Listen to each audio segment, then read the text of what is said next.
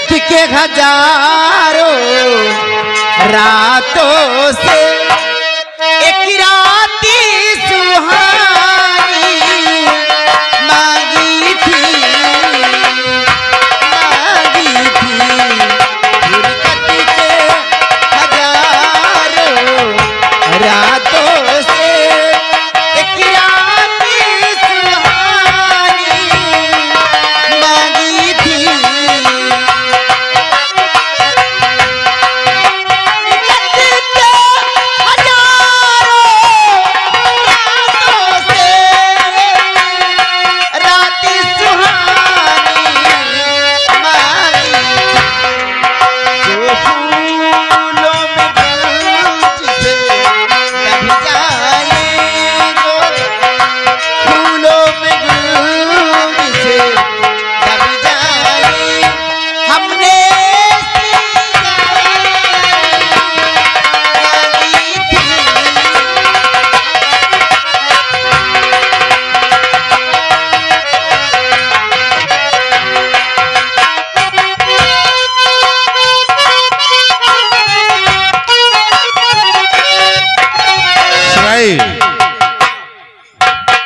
शिवाई रामगढ़ी ने देख तरकीब अच्छी बताया।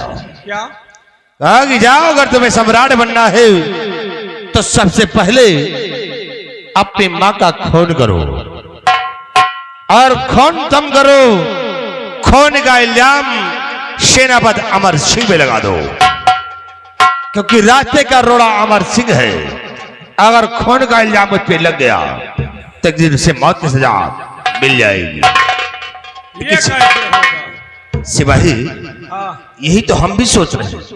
और खून मैं करूंगा तो खून का इल्जाम अमर सिंह पे कैसे लगेगा? अब ये तरकीब तब निकालो कि खून मैं करूं और खून का इल्जाम अमर सिंह पे लग जाए। तरकीब निकरावा है।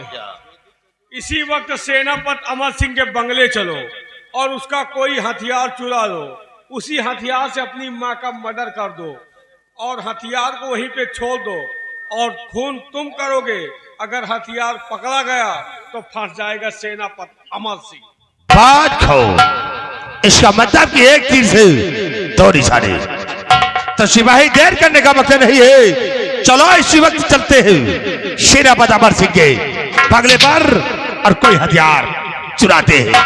आवरी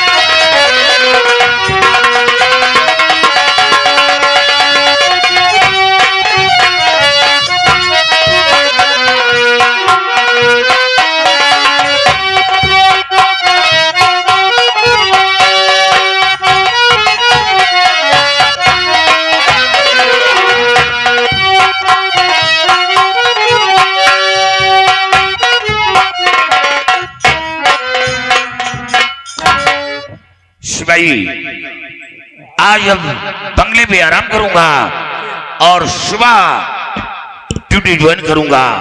तुम्हारा काम होगा कि बंगले के चारों तरफ पहरा दोगे इतना याद रहे, कहीं से कोई खबर आती है या कोई मिलने के लिए आता है तो फौरन हमें जगा देना और बंगले का गेट बंद कर देना। ओके साहब।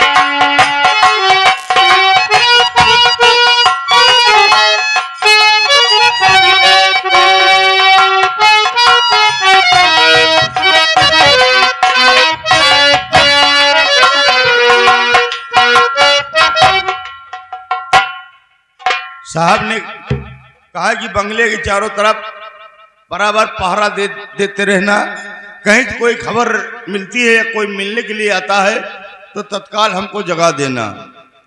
लेकिन साहब तो सो गए यार, ड्यूटी करत करत साला दिमाग खराब हो गया, थकाई बहुत जोर लाग है।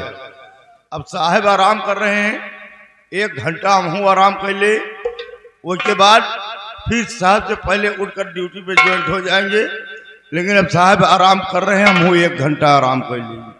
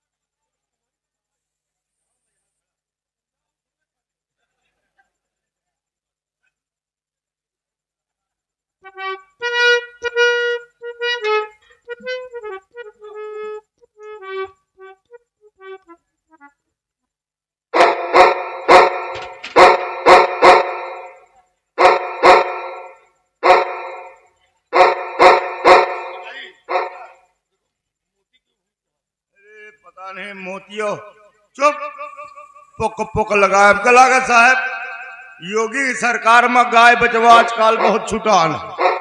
दिन भर खेत किसान में जल, रात में सार गांव में कुड़ा थी, वही गाय बचवा ही कुड़ा रहे साहब।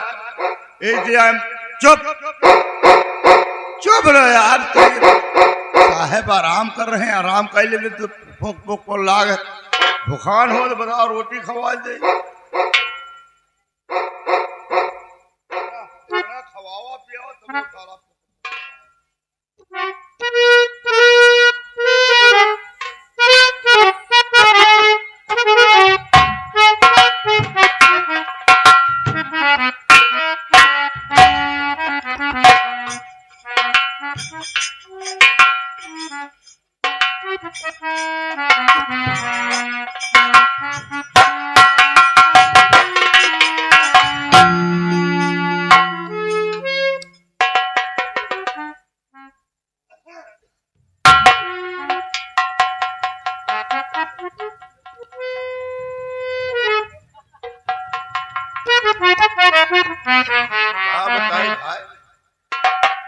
आँखी लाग गए यार, सपना देखे लागी, सपना देख कर रही हमें घर में 2 चोर कूदे यार, हमार बकरी खोले जात और के मूड़ी गोली काट के हमका सिन्नी दे के हाथी हल ले तो हूँ ले लिए। अब ये कई न सो भी, कई जगह खराब, कई बहुत सपना खराब दिखा दे यार, अब उधर सो गए।